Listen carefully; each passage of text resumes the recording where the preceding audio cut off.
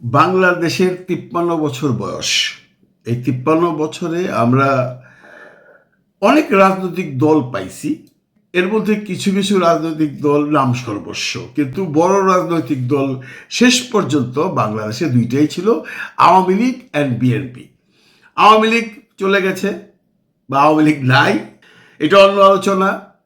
মাঠে আছে BNP and আরেকটা দল আছে যারা এখন বাংলাদেশের মানুষের কাছে ধীরে ধীরে বিশ্বস্ত হয়ে যাচ্ছে, সেটি জামাত ইসলাম। তো বাংলাদেশের মানুষের একটা আক্ষেপ ছিল সারা জীবনই যে আমরা কি হয় আওয়ামী লীগের ভোট দেবো, নয় বিএনপিরে দেবো। কেউ দেখবেন আওয়ামী লীগের, কেউ দেখবেন বিএনপি এর। জামাকের কিছু নিজস্ব ভোট ছিল, সেগুলো প্রসঙ্গে আমি লাইভে গেলাম, কারণ তারা এমন কোনো বড় দল হিসাবে এখন পর্যন্ত আত্মপ্রকাশ করতে পারে নাই। অ্যান্ড ফিউচার বলে দেবে কি হবে। মানুষের মধ্যে একটা ক্ষোভ ছিল যে আমরা কি এই দুই দলের বাইরে কোথাও যেতে পারবো না। সেই প্রত্যাশা পূরণ হয়েছে গতকালকে ২৮ তারিখ শুক্রবার সংসদ ভবনে নতুন একটা দলের জন্মগ্রহণ হয়েছে, যেটা আপনারা সবাই জানেন। আমি সেটা নিয়ে দুই একটা কথা বলতে চাই। এই নতুন দলটিতে কে আসছেন? আসছেন নাহিদ সাহেব আহ্বায়ক হয়ে, মানে হি ইজ দ্য চিফ। অনেকেই বলতেছেন এই দল যদি কখনো ক্ষমতা দখল করতে পারে তাহলে Nahid will be the prime minister, next prime minister, maybe or maybe not, that the time will say. তো এখন ঘটনা হচ্ছে এই নাহিদ সাহেবের এই দলটি পূর্ণাঙ্গভাবে আত্মপ্রকাশ করলো গতকালকে। অনেক মানুষ হয়েছিল, মানুষ নিয়ে অনেক তর্ক বিতর্ক আছে। কেউ বলে ২ লাখ, কেউ বলে ৫০,০০০, কেউ বলে ৭০,০০০, কেউ বলে ৮০,০০০। আমি সেই বিতর্কে গেলাম না। একটা দল, নতুন দলে যে মানুষটি গিয়েছিল, এটা আমার মনে হয় এনাফ। কারণ একমাত্র আমাদের আজহারি সাহেবের কোনো অনুষ্ঠানে বহু লোকের সমাগম দেখি, এছাড়া আজকাল আর খুব একটা বহু লোকের সমাগম হয় না। বিএনপি যখন তার অফিসের সামনে করে ওখানে জায়গার সংকলনের জন্য আমরা এতদিন দেখি নাই, এখন ইন ফিউচারে হয়তো বিএনপিও বিরাট একটা শোডাউন করতে পারবে। সেই প্রসঙ্গ আলাদা। আমি যেটা আলোচনা করতে চাচ্ছি, এই নতুন দলটা নিয়ে অনেক নেগেটিভ পজিটিভ কথা আসছে, কিন্তু বাংলাদেশের সাধারণ মানুষ কি বলে? সাধারণ মানুষের কথা হলো ভাই আসুক না। আশা মানেই তো প্রাইম মিনিস্টার হয়ে যাওয়া না, আশা মানেই তো পাশ করা না। তারা পাশ করবে কি ফেল করবে, তাদের জনগণ ভোট দিবে কি দিবে না, সেটা জনগণ জানে। অনেক ইউটিউবাররা, অনেক কন্টেন্ট ক্রিয়েটাররা তাদের নিয়ে আলোচনা সমালোচনা করতেছে, কেউ ভালো বলতেছে, কেউ খারাপ বলতেছে, কেউ তাদের সাপোর্ট করতেছে, কেউ তাদের সাপোর্ট করতেছে না। যারা ভালো বলতেছে তারা কি কি ভালো বলতেছে, এবং যারা খারাপ বলতেছে তারা কি কি খারাপ বলতেছে, সেই প্রসঙ্গে আসবো। কিন্তু এর আগে প্রথমেই আমি একটা জিনিস আপনাদেরকে বলতে চাই যে এই দলের যে নেতা আসছে আমাদের নাহিদ সাহেব, উনি তার বক্তৃতায় যে কয়েকটা কথা বলছেন এগুলা বেশ গ্রহণযোগ্য। উনি বলেছেন স্বাধীনতার ৫ দশক পেরিয়েও আমরা গণতন্ত্র, সাম্য, মানবিক মর্যাদা ও সামাজিক ন্যায় বিচার নিশ্চিত করে এমন একটি রাজনৈতিক বন্দোবস্ত করতে পারিনি, বরং বিগত ১৫ বছর দেশে একটি নিষ্ঠুর ফ্যাসিবাদী শাসন ব্যবস্থা কায়েম হয়েছিল, যেখানে রাষ্ট্রীয় প্রতিষ্ঠানগুলোকে ক্ষমতাসীন দলের স্বার্থে বেপরোয়া ব্যবহার করে গণতন্ত্রকে ধ্বংস করা হয়েছে। বিরোধী মতের কণ্ঠরোধ, গুম, বিচার বহির্ভূত হত্যাকাণ্ড, সর্বগ্রাসী দুর্নীতি ও অর্থ পাচারকে একটি রাষ্ট্রীয় সংস্কৃতিতে পরিণত করা হয়েছিল। কথাগুলো সত্য, এটা নিয়ে এগুলো বিতর্ক নেই, এটা সবাই জানেন। এখন ওনাদের যেটা ম্যানিফেস্টো, ওনারা একদম প্রথম থেকে বলতেছে আমরা অধিকার আদায়ের জন্য সুশাসন প্রতিষ্ঠা করব। সময় বলে দেবে তারা কতটুকু অধিকার আদায় করতে পারেন, কতটুকু সুশাসন করতে পারেন। আমরা যদি আগেই তাদেরকে ডিসকারেজ করি তাহলে হয়তো বা ব্যাপারটা শোভনীয় হচ্ছে না। বাংলাদেশের মানুষ তৃতীয় শক্তি দেখতে চায়, একটা গ্রুপ আছে। আমার কথা হইল ভাই, এরা আসছে, এদের আসতে দিন। দল তো এই গত 5 মাসে 16টা হয়েছে, কিন্তু কোনো দলে কি এইভাবে একটা শোডাউন করতে পারছে?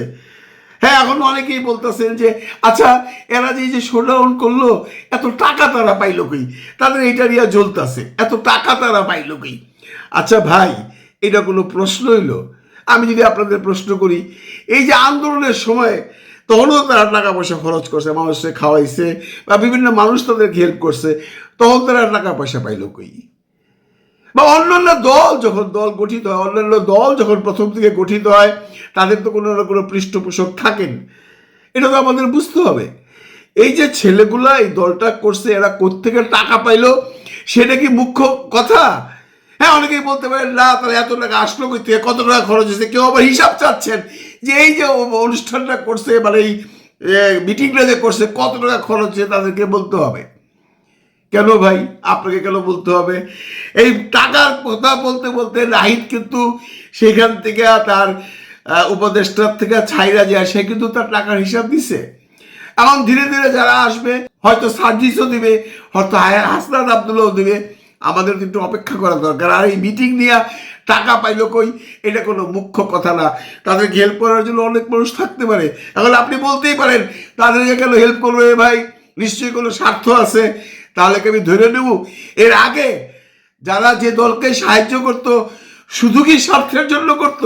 হ্যাঁ, অবভিয়াসলি স্বার্থ থাকে, কারণ দলকে টাকা দিয়া ওইখান থেকে তারা কিছু ফায়দা লুটায়। এখন এই দল তো আর সরকার না, নতুন একটা দল, একটা সিম্প্যাথাইজ দল।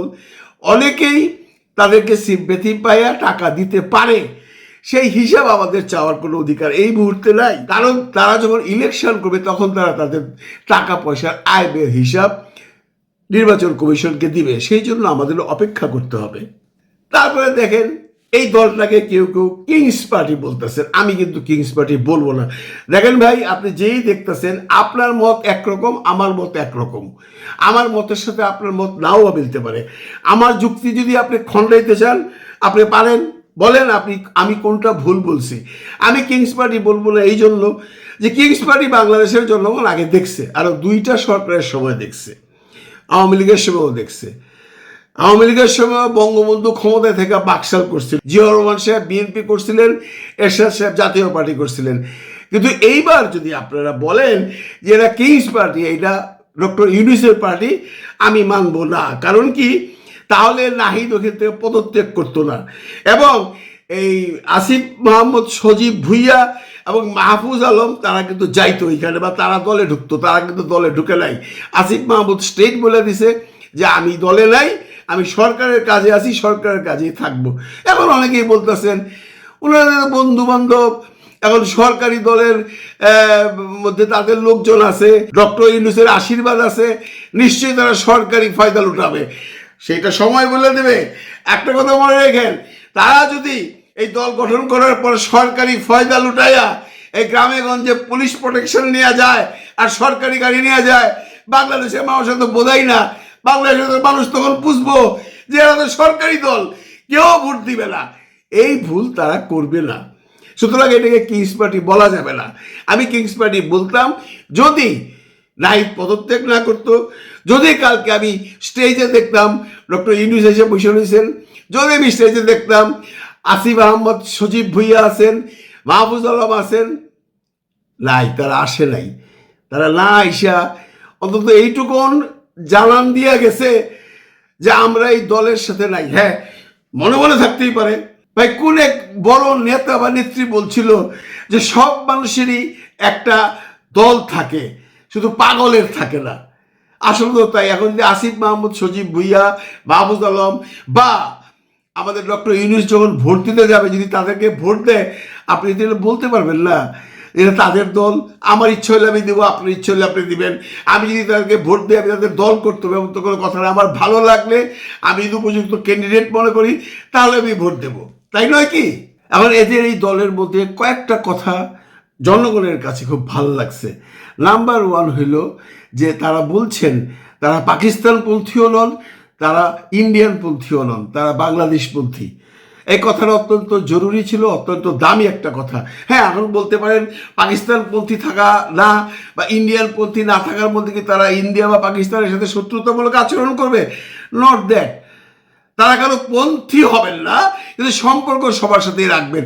এখন অনেকেই প্রশ্ন তুলতেছেন, আমি এক ভদ্রলোককে দেখলাম বলতেছেন তারা যদি পাকিস্তানি পন্থী না হয় বা তারা যদি ইন্ডিয়ান পন্থী না হয়, তাহলে তারা কি চাইনিজ পন্থী, তারা কি আমেরিকান পন্থী?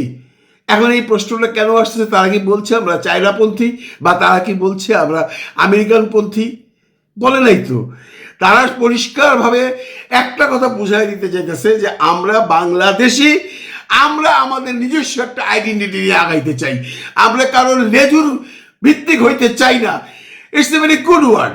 আরেকটা মজার কথা বলছে হাসান সাহেব, যেটা অনেকের মনে দাগ কাটছে, যে এই দেশে কি সারা জীবনই শুধু রাজার ছেলে রাজা হবে, সেই রাজতন্ত্র সারা জীবনই থাকবে?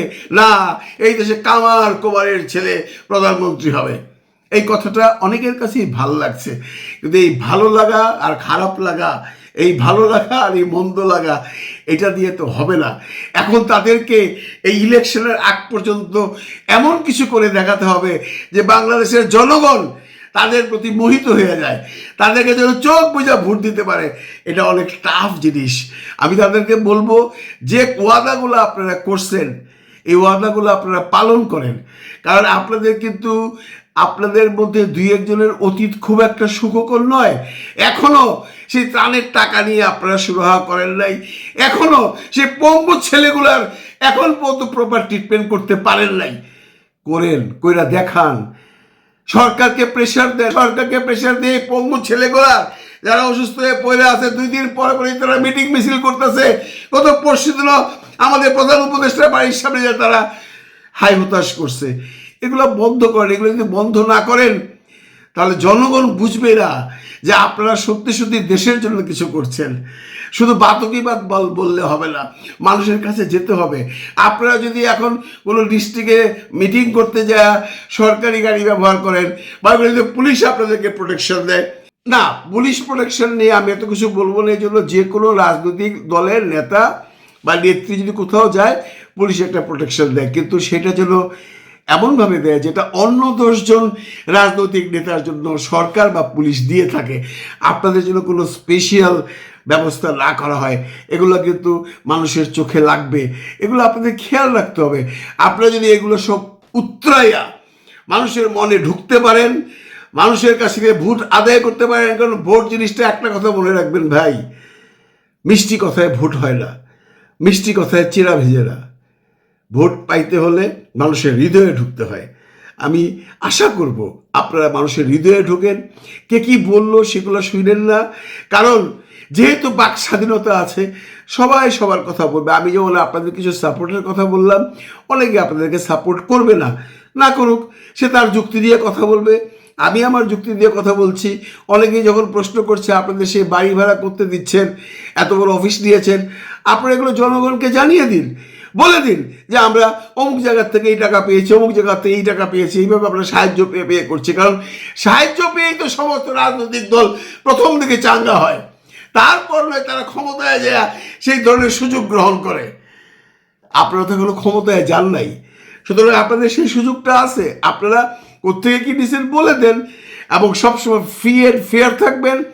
কখনো নিজেকে অহংকারী ভাববেন না।